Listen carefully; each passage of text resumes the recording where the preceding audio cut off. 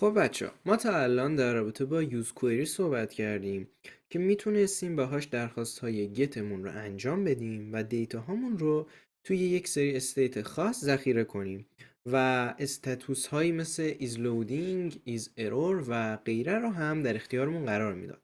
خب حالا وقتی که ما بخوایم دیتای جدید رو بسازیم، دیتایی رو آپدیت کنیم، دیتایی رو دیلیت کنیم، در واقع عملیات کراد، ما create update و دیلیتش رو الان میخوایم با هوک دیگه ای از ریاکت کوئری به نام use mutation انجام بدیم. عملیات رید رو از کراد رو با use کوئری انجام دادیم تا الان.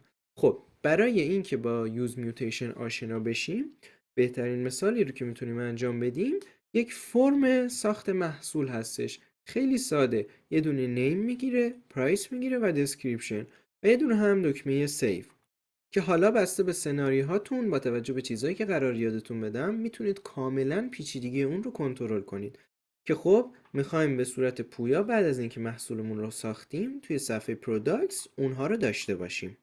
توی پیجز من یه دونه صفحه ساختم به نام add product.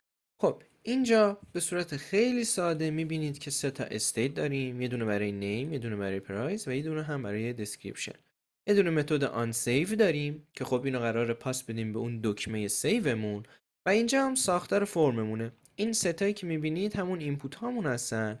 یه لیبل داره، یه دونه اینپوت هست و یک سری هم خب پراپرتی هایی که بهشون پاس دادم، پلیس هولدر، اوتو کامپلیت و چیز خاصی نیستن.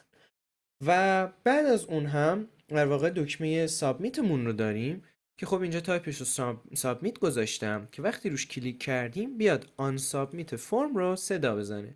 این آن سابمیت هم میاد آن سیو ما رو در نهایت صدا میزنه. به همین راحتی هیچ چیز پیچیده ای اینجا نداریم. حالا بریم ببینیم یوز میوتیشن چیه. توی هوکس یه دونه هوک ساختم به نام use create product.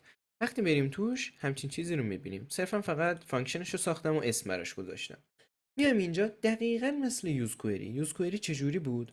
اینجا می اومدیم ریترن میکردیم یوز کوئری رو و در واقع یک کلید اول کار میگرفت، یه دونه فانکشنی که چه چیزی رو برم صدا بزنم و برات مثلا اطلاعات رو برگردونم و بعدی هم آپشنز. حالا توی use create product ما باید ریترن بکنیم چی رو؟ use mutation رو. mutation. خب حالا ایشون به راه‌های مختلفی مثل یوز کوئری میتونیم پارامترهامون رو بهش پاس بدیم. میتونیم اولین پارامترمون رو، فانکشنی که قرار صدا زده بشه رو در واقع تعیین کنیم و بعدی آپشن هامون. ولی خب یک روش بهتر اینه که توی یوز میوتیشن، نه یوز کوئری، اینجا چون یه کمی سناریو فرق داره این روش بهتره. آبجکت واز کنیم و این آبجکت رو مستقیما به عنوان آپشنز در نظر میگیره و همینجا در واقع پراپرتی به نام mutation fn رو در واقع براش تعیین کنیم. mutation fn چیه؟ در واقع میگه فانکشنی که قرار من بعدن صداش بزنم. میایم اینجا براش مینویسیم، میگیم شما یه دونه ارو فانکشن هستی که حالا مثلا چه چیزی رو صدا میزنی؟ توی API من براش فانکشن تعریف کردم. اینجا کنار بقیه API هامون یه دونه API نوشتم به نام create product. یه دیتا میگیره که خب مشخصه نیم، پرایس و دسکریپشن هست و بعد میاد این دیتا رو پاس میده به فچ. فچ چی کار میکنه؟ میاد به end point products یک درخواست پست میزنه و این اطلاعاتمون رو به عنوان بادی پاس میده به این درخواست پست. اینجا هم یه هدر براش تعیین کردم که کانتنتی که قراره برات ارسال کنم از نوع اپلیکیشن جیسون هست. همینو بس، هیچ اتفاق عجیبی نیفتاده. حالا من میام این create product رو اینجا صدا میزنم. خب حالا ما میتونیم ساده ترش کنیم و مستقیما بگیم آقا mutation function همون create product هست. کنترل اسپیس میزنم تا ایمپورتش کنیم و همین ساختاری که اینجا میبینید برای اینکه از use mutation بتونید استفاده کنید کافیه. یعنی حتما هم لازم نیست بقیه آپشن ها رو براش تعیین کنید، نه کلیدی نه چیزی، همینو تموم شد. حالا بریم ازش استفاده کنیم. حالا توی add product میام اینجا میگم const یه چیزی برابر است با چی؟ use create product. اینجا ایمپورتش میکنم، دقیقا مثل همون یوز کوئری باش رفتار میکنیم. حالا اینجا ایشون برای ما یک سری چیزها رو برمیگردونه.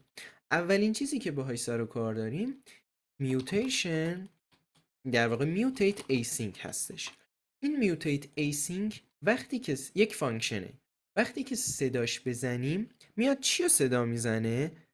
همین فانکشنی که اینجا براش تعیین کردیم. در واقع این همون فانکشن کرییت پروداکت ما رو میاد صدا میزنه و دیگه پرامیس ها و همه چیزش رو برامون هندل میکنه. اگر رسپانسی داشته باشه و یا اگر که چیزی اینجا باید بهش پاس بدیم، دقیقاً ایشون هم همین رفتار رو داره. میام این میوتیت async رو اینجا جای لاگمون استفاده میکنم. میگم await mutate async و اگر که من اینجا آبجکت باز کنم میبینید که اون پراپرتی هایی که باید بهش پاس میدادیم رو اینجا برامون آورده. میره تایپ ها رو از create product خودش استخراج میکنه و میفهمه که من باید چه چیزی رو بهش پاس بدم. اینجا میام میگم description name و price رو بهش پاس بده. در واقع همین ها میاد میشینه اینجا. حالا یه کار دیگه هم که میتونیم بکنیم، شاید به خودتون بگید که خب این اسمش یکم زشته، میوتیت async چیه؟ اسمشو چجور میتونم عوض کنم؟ به راحتی بهش الایس بدید. اینجا 2 نقطه میذارم و مثلا اسمشو میذارم چی؟ create product. الان خیلی قشنگتر شد نه؟ حالا میام create product رو اینجا مینویسم و در واقع این میاد همین رو صدا میزنه برامون. الان ما کارمون با use mutation تقریبا تموم شد. حالا اینجا بهتون میگم چه چیزهای دیگر رو در اختیارمون قرار میده. ولی بریم یه تستش کنیم. الان داخل صفحه کرییت میام اینجا مثلا میگم نیم چه میدونم پروداکت مثلا 24، پرایسش هم هست $5000، دسکریپشنش هم هست رته پته. خب من میام اینجا سیو رو میزنم. الان پس زمینه سیو در واقع انجام شد، ولی خب ما اینجا متوجهش نشدیم چون که از هیچ گونه استیت خاصی استفاده نکردیم، مثلا is loading, is success و غیره.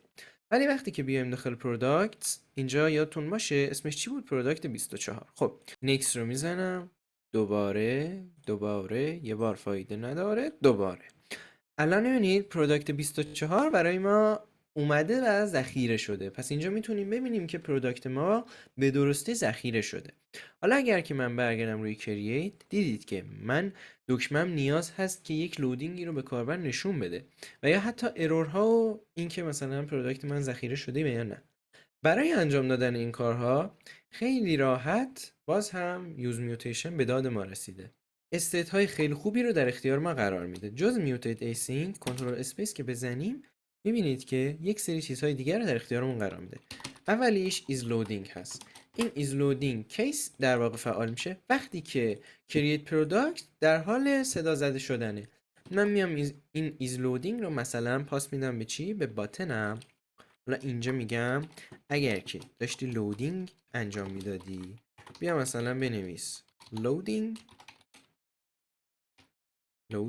و اگر که در واقع لودینگ تموم شد بنویس سیو. خب بریم اینجا ببینیم کار میکنه یا نه. یه اسمی قرار میدم، یه پرایسی و یه دونم دسکریپشنی، سیو رو میزنم.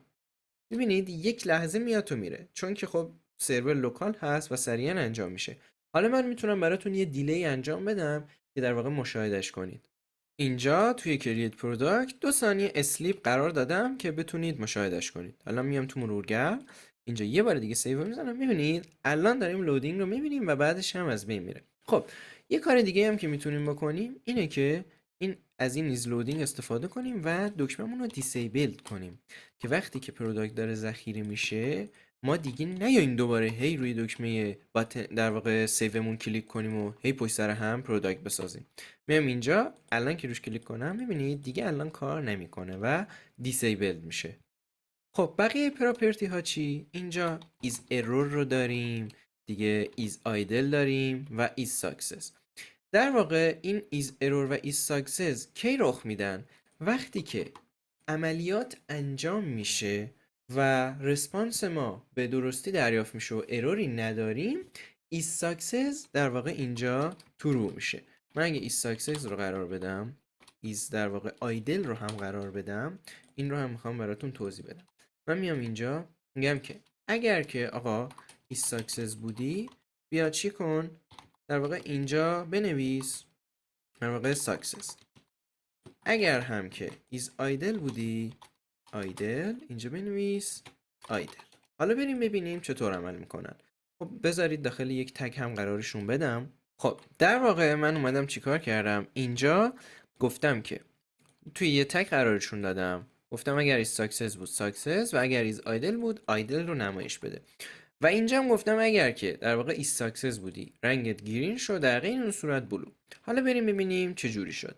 اینجا الان که ما هیچ چیزی رو سابمیت نکردیم حالت آیدل رو داریم. وقتی من میام اینجا در واقع یه چیزی رو مینویسم، در واقع اینجا حروف مینویسم، اینجا عدد، اینجا به چیز دیگه و سیو رو میزنم، آیدل باید از بین بره و همونطور که میبینید رفت. و بعد از این که درخواست ما با موفقیت انجام شد، ساکسس میاد اینجا میشینه.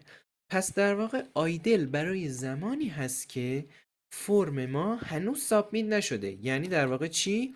این کرییت پروداکت ما هنوز صدا زده نشده. و وقتی هم که یه بار صدا زده میشه، استاتوسش ذخیره میشه، مثلا ساکسس و یا ارور، دیگه به حالت آیدل بر نمیگرده مگر اینکه مثلا صفحه رفرش شه و همه چیز ریست شه. حالا اینجا خودش یه دونه متد به ما میده به نام ریست. ما میتونیم بعد از اینکه مثلا سیومون رخ داد، در واقع سیومون تموم شد، مثلا یک ست تایم اوت بذاریم و بگیم که بعد از مثلا 2 ثانیه ریست شو و به حالت آیدل برگرد. اینجا بهش میگم بعد از مثلا 2 ثانیه به حالت آیدل برگرد. اینجا الان آیدله، یه اسم برش میذارم، یه دونه پرایس و یه دونه دسکریپشن، سیو رو میذارم. الان ساکسس شد ولی بعد از 2 ثانیه میبینید برگشت به حالت آیدل. این خیلی جا به دردتون میخوره و اینجوری حالا من براتون توضیح دادم که بفهمید فرق حالت آیدل و ساکسس و ارور و لودینگ چی هستش.